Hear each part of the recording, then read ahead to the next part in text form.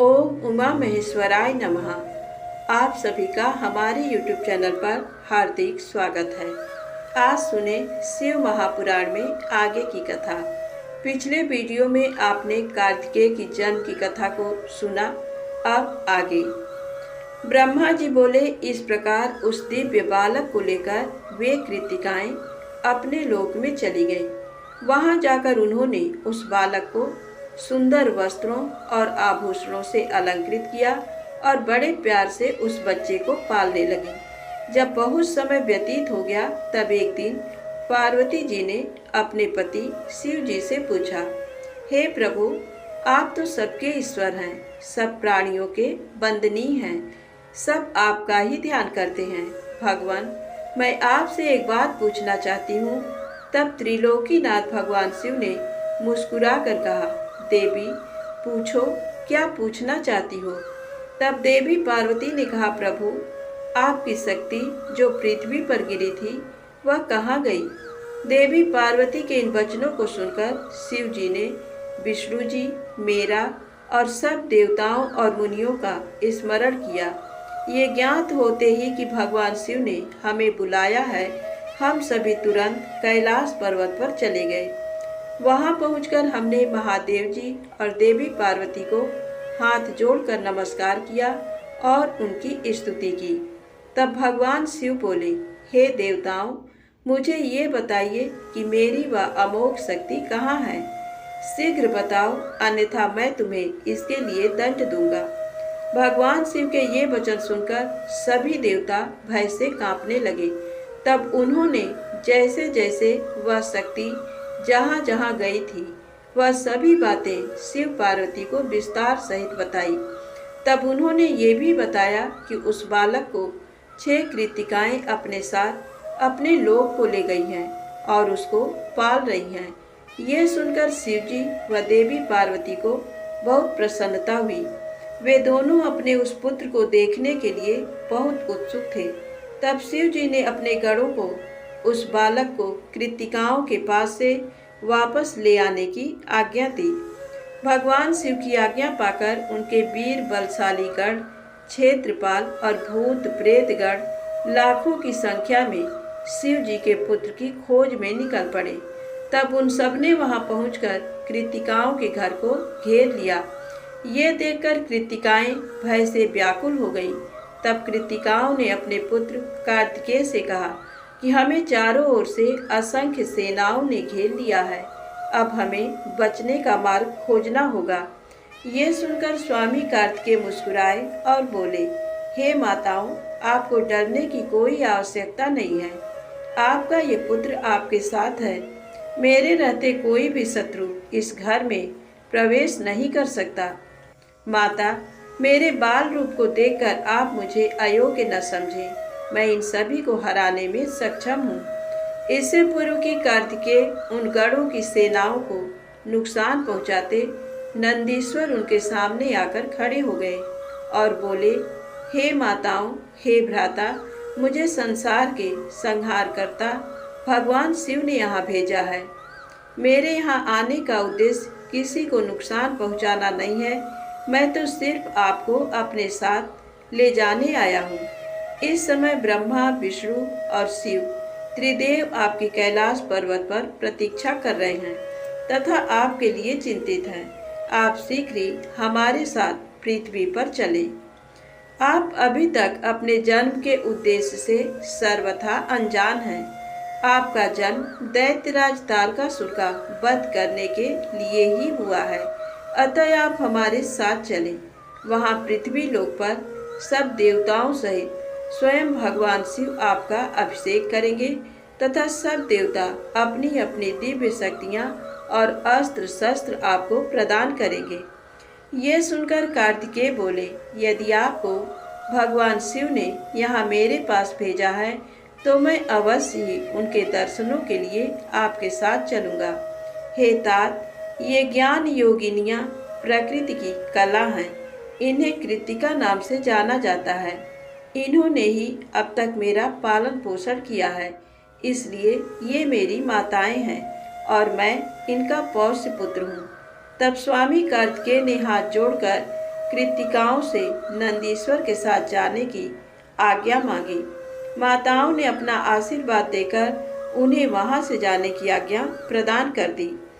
ब्रह्मा जी बोले, जब कार्तिकेय अपनी माताओं कृतिकाओं से आज्ञा लेकर भगवान शिव के पास जाने के लिए वहां से निकले, तो द्वार पर देवताओं के शिल्पी विश्वकर्मा द्वारा बनाया गया सुंदर रथ उनकी प्रतीक्षा कर रहा था। वह रथ दिव्य था और द्रुत गति से चलने वाला था। उस रथ को उनकी माता पार्वती ने उनके लिए भेजा था। उनके पार्षद उस रथ के पास खड़े हुए थे। कार्तिकेय दुखी मन से उस रथ पर चढ़ने लगे। तभी उनकी माताएं दौड़कर रोते हुए उनसे लिपट गईं और कहने लगी कि पुत्र, हम तुम्हारे बिना क्या करें। पुत्र, हम तुमसे बहुत प्यार करती हैं। तुम्हारे बिना यहाँ रहना हमारे लिए संभव नहीं है। तुम शीघ्र ही वापस लौट आना। ये कहकर उन्होंने कार्तिकेय को हृदय से लगा लिया और भारी मन से कार्तिकेय को रोते रोते जाने की आज्ञा दी। तब कार्तिकेय ने कृतिकाओं को अध्यात्म ज्ञान प्रदान किया। तत्पश्चात कार्तिकेय उस दिव्य मनोहर रथ पर बैठ गए और वह उन्हें ले उड़ा। आकाशीय मार्ग से तीव्र गति से चलता हुआ वह रथ कैलाश पर्वत पर आकर रुका। तब शिव गणों ने भगवान शिव और माता पार्वती के पास जाकर कार्तिकेय के आगमन की शुभ सूचना उन्हें दी। उनके आगमन के बारे में सुनकर भगवान शिव और देवी पार्वती बहुत प्रसन्न हुए। तत्पश्चात भगवान शिव मुझे, विष्णु जी, देवी पार्वती और अन्य देवताओं को साथ लेकर उस स्थान पर पहुँचे जहाँ कार्तिकेय का रथ रुका हुआ था। सबके मन में गंगा जी से उत्पन्न उस बालक को देखने की बड़ी इच्छा थी। जब सब देवता कार्तिकेय से मिलने के लिए आ रहे थे, उस समय चारों दिशाओं में शंख और भेरी बजने लगी। सभी शिवगण नाचते गाते और उनकी जय जयकार करते हुए अपने आराध्य भगवान शिव के पुत्र को देखने के लिए चल दिए। वहां पहुंचकर सब बहुत प्रसन्न हुए। भगवान शिव ने प्रेम पूर्वक उस बालक को गोद में बैठा लिया। तब देवी पार्वती ने भी उस बालक को बहुत प्यार किया।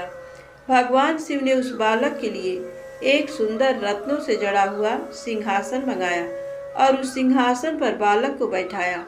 तत्पश्चात भगवान शिव ने सब तीर्थ स्थानों से मंगाए गए जल को वेद मंत्रों से पवित्र करके उस बालक को स्नान कराया। 6 कृतिकाओं द्वारा पोषित होने के कारण उस दिव्य बालक को कार्तिकेय के नाम से जाना गया।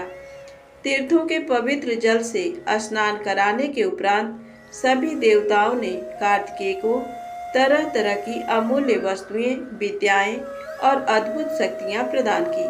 तब सर्वप्रथम देवी पार्वती ने अपने पुत्र को हृदय से लगाकर उसे चिरंजीव होने का आशीर्वाद प्रदान किया। माता लक्ष्मी ने दिव्य मनोहर हार उस बालक को पहनाया, तो देवी सावित्री ने सारी सिद्धि विद्याएं उन्हें प्रदान की। फिर श्री विष्णु जी ने रत्नों से निर्मित किरीट, मुकुट, बाजूबंद, वैजयंती माला और अपना सुदर्शन चक्र उन्हें प्रदान किया। भगवान शिव ने प्रसन्नता पूर्वक अपने पुत्र कार्तिकेय को शूल, पिनाक, फरसा, शक्ति, पाशुपास्त्र, बाण, संहारास्त्र आदि परम दिव्य वस्तुएं प्रदान की। फिर मुझ ब्रह्मा ने यज्ञोपवीत, वेद माता गायत्री ने कमंडल, ब्रह्मास्त्र तथा शत्रुओं का नाश करने वाली विद्या प्रदान की। देवराज इंद्र ने अपना वाहन ऐरावत हाथी और वज्र प्रदान किया। वायुदेव वरुण ने श्वेत छत्र और रत्नों की मालाएं प्रदान की। सूर्य देव ने मन की तरह तीव्र गति से चलने वाला द्रुतगामी रथ और शरीर की रक्षा करने वाला कवच भी प्रदान किया। यमराज द्वारा दंड और समुद्र देव द्वारा उन्हें अमृत भेंट किया गया। धन के अकूत भंडार के स्वामी कुबेर ने गदा दी। इस प्रकार सब देवताओं ने भगवान शिव के पुत्र कार्तिकेय को अनेकों प्रकार के अस्त्र शस्त्र और उपहार प्रदान किए। सभी देवताओं और शिवगणों ने उनका अभिवादन किया। इस समय वहां पर बहुत बड़ा उत्सव होने लगा। चारों ओर हर्ष की लहर दौड़ रही थी। ब्रह्मा जी बोले, नारद, इस प्रकार सभी अभिष्ट देवताओं से आशीर्वाद प्राप्त करके कुमार कार्तिकेय बहुत प्रसन्न हुए। उन्होंने सभी देवताओं का धन्यवाद व्यक्त किया। तत्पश्चात वे अपने सिंहासन पर जा ही रहे थे, तभी वहां एक ब्राह्मण दौड़ता हुआ आया। उस ब्राह्मण ने आकर कार्तिकेय को प्रणाम किया और उनके चरण पकड़ लिए और बोला, हे स्वामी, मैं आपकी शरण में आया हूँ, मुझ पर कृपा करके मेरे कष्ट को दूर करें। तब कार्तिकेय ने उस ब्राह्मण को उठाया और आदर पूर्वक अपने पास बैठाकर उसके दुखी होने का कारण पूछा। तब वह ब्राह्मण बोला, हे भगवान, मैं अश्वमेध यज्ञ कर रहा हूँ, परंतु आज मेरा घोड़ा अपने बंधनों को तोड़कर कहीं चला गया है। हे प्रभु, मुझ पर कृपा करें और मेरे घोड़े को यथाशीघ्र ढूंढ दें, अन्यथा मेरा यज्ञ भंग हो जाएगा। ये कहकर वह ब्राह्मण पुनः कार्तिकेय के चरणों को पकड़कर रोने गिड़गिड़ाने लगा। वह रोते रोते बोला, आप पूरे ब्रह्मांड के स्वामी हैं, आप सबकी सेवा करने को सदा तत्पर रहते हैं, आप सब देवताओं के स्वामी हैं और त्रिलोकीनाथ भगवान शिव के पुत्र हैं। इस प्रकार उस ब्राह्मण द्वारा की गई स्तुति को सुनकर कुमार कार्तिकेय बहुत प्रसन्न हुए। तब उन्होंने अपने वीर बलशाली प्रमुख गण वीरबाहु को बुलाकर उस घोड़े को जल्दी से जल्दी ढूंढ लाने की आज्ञा प्रदान की तथा यज्ञ को विधि विधान के अनुसार पूर्ण कराने के लिए कहा। तब वीरबाहु ने कार्तिकेय को प्रणाम किया और ब्राह्मण के घोड़े को ढूंढने के लिए निकल पड़ा। उसने पृथ्वी लोक पर हर जगह उस घोड़े को ढूंढा।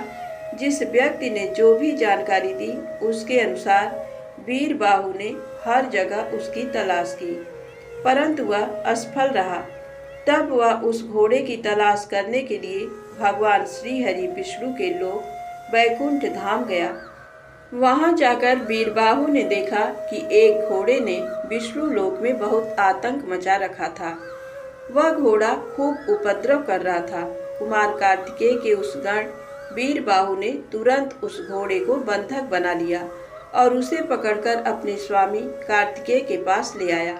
तब स्वामी कार्तिकेय पूरे संसार का भार लेकर उस घोड़े पर चढ़कर बैठ गए और उस घोड़े को पूरे त्रिलोक की परिक्रमा करने का आदेश प्रदान किया। वह अद्भुत घोड़ा एक ही पल में तीनों लोकों की परिक्रमा करके लौट आया। तब कुमार कार्तिकेय उस घोड़े से उतरकर पुनः अपने आसन पर बैठ गए। तब वह ब्राह्मण हाथ जोड़कर कार्तिकेय का धन्यवाद करने लगा और उनसे बोला कि प्रभु, आप ये घोड़ा मुझे सौंप दीजिए ताकि मैं अपना यज्ञ पूर्ण कर सकूं।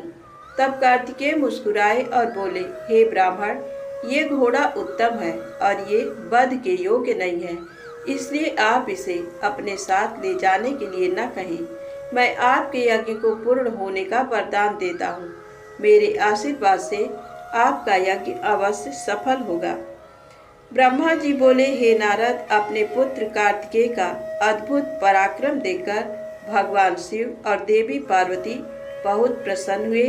तब सब देवताओं सहित श्री हरि विष्णु और देवराज इंद्र और मैं भी बहुत हर्षित हुए और भगवान शिव से बोले, हे देवाधिदेव भगवान, आप तो सर्वेश्वर सर्वज्ञाता हैं।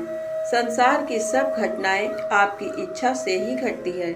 आप तो जानते ही हैं कि ब्रह्मा जी द्वारा असुर राज तारक को दिए गए वर के अनुसार शिव पुत्र ही उसका वध करने में सक्षम होगा। इसलिए ही कुमार कार्तिकेय का जन्म हुआ है। प्रभु, हम लोगों के कष्टों को दूर करके हमारे जीवन को सुखी करने के लिए आप अपने पुत्र कार्तिकेय को आज्ञा दीजिए कि वह तारकासुर का वध करे। ये कहकर सब देवता भगवान शिव की स्तुति करने लगे। तब भगवान शिव का हृदय हम सबकी प्रार्थना से द्रवित हो उठा। उन्होंने हमारी प्रार्थना को स्वीकार कर लिया और अपने पुत्र कुमार कार्तिकेय को देवताओं को सौंप दिया। तब भगवान शिव ने अपने पुत्र कार्तिकेय को ये आज्ञा दी कि देवताओं की विशाल सेना का नेतृत्व करें और देवताओं के दुखों और संकटों को दूर करने के लिए तारकासुर का वध करें। अपने पिता भगवान शिव की ये आज्ञा पाकर स्वामी कार्तिकेय बहुत प्रसन्न हुए तब उन्होंने हाथ जोड़कर अपनी माता पार्वती और पिता महादेव जी को प्रणाम किया और कहा कि हे माता, हे पिता, आप मुझे विजयी होने का आशीर्वाद प्रदान करें। ये सुनकर भगवान शिव मुस्कुराए और बोले, कुमार, निश्चय ही तुम अपने इस प्रथम युद्ध में अपने घोर शत्रु तारकासुर का वध करके विजयी होगे। हमारा आशीर्वाद सदैव तुम्हारे साथ है। इधर देवी पार्वती के हृदय में अपने प्रिय पुत्र के युद्ध में जाने की बात सुनकर ही पीड़ा होने लगी। वात्सल्य के कारण उनकी आंखों में आंसू आ गए थे। वे बहुत दुखी हुई और कहने लगी, हे नाथ, हे देवाधिदेव, मेरा पुत्र कार्तिकेय अभी बहुत छोटा है और वह तारकासुर महाबलशाली और शक्तिशाली है। उस दुष्ट ने अपनी दुष्टता से सभी देवताओं को भी परास्त कर दिया है। जब इतनी शक्तियों के स्वामी देवता उसका कुछ नहीं बिगाड़ सके, तो मेरा ये नन्हा सा पुत्र भला कैसे उसको हरा सकता है। मेरा दिल मुझे कार्तिकेय को युद्ध में भेजने की आज्ञा नहीं देता है। मैं अपने पुत्र को अपने साथ रखना चाहती हूँ। ये वचन सुनकर सभी देवताओं सहित भगवान शिव भी चिंतित हो गए। तब महादेव जी देवी पार्वती को समझाते हुए बोले, हे देवी, हे शिवा, आप सामान्य स्त्रियों की तरह क्यों व्यवहार कर रही हैं? ये मेरा और आपका पुत्र होने के कारण महाशक्तिशाली और वीर योद्धा है। देवताओं ने इसे अपनी अभीष्ट शक्तियाँ प्रदान की है। कार्तिकेय की जीत निश्चित है। कार्तिकेय का उत्पन्न होना तारकासुर के वध का प्रतीक है। आप व्यर्थ में चिंतित ना हो और अपने पुत्र को खुशी खुशी तारक के वध के लिए भेजें। भगवान शिव के ऐसे वचन सुनकर देवी पार्वती को बहुत संतोष हुआ और उन्होंने कार्तिकेय को युद्ध में जाने की आज्ञा दे दी। तब सब देवताओं का भय दूर हुआ और उनमें प्रसन्नता की लहर दौड़ गई। आज की कथा यहीं समाप्त होती है। प्रेम से बोले शंकर भगवान की जय हो, कार्तिकेय महाराज की जय हो। यदि आपको वीडियो पसंद आए तो प्लीज़ लाइक अवश्य करें और चैनल को सब्सक्राइब करें, ज़्यादा से ज़्यादा शेयर करें। जय माता दी, जय भोलेनाथ।